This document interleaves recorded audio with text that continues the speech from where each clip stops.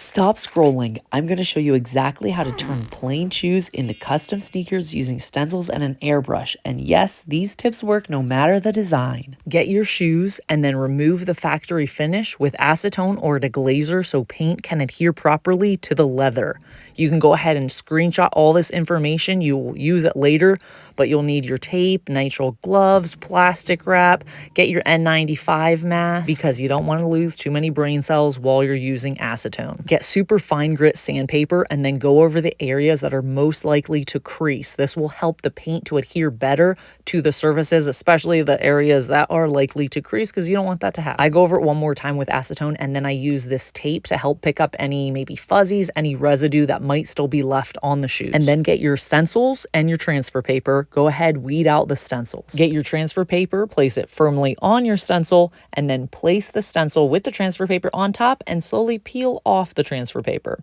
You can go ahead and do this as many times as is needed. Make sure to take your time here and slowly peel off the transfer paper because you don't want to accidentally move the stencil. You can then use vinyl tape. I actually use an electrical tape that doesn't have a lot of residue, and then tape off any areas you do not want paint getting on.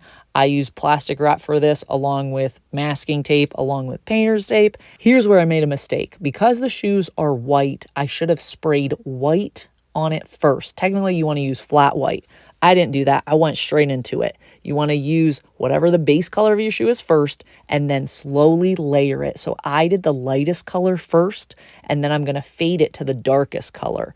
Also, here you can see I'm painting the threads. You have to do this. If you do not paint the threads, the paint won't absorb properly, and I actually use water mixed with paint so that it will adhere better to the threads. You can also use Too Soft or GAC 900.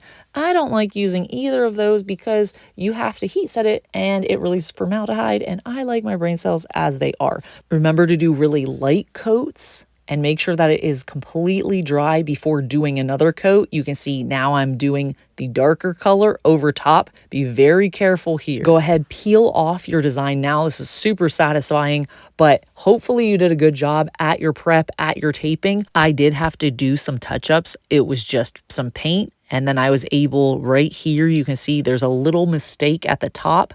Use acetone, it comes right off. And speaking of mistakes, I did not record this part. I did drippy paint because why not? But you can get a stencil for this, or you can go ahead and freehand it. If you have no idea what you are doing, please Google images so you do it right. Make sure that you add a highlight, just kind of adds some more character. The last step is to airbrush a finisher on it. I didn't show you that, but go ahead, use Liquid Kicks, or Angelus also has a good option for a finisher to seal in that design for many years to come. Thank you so much for watching, and as always, happy creating.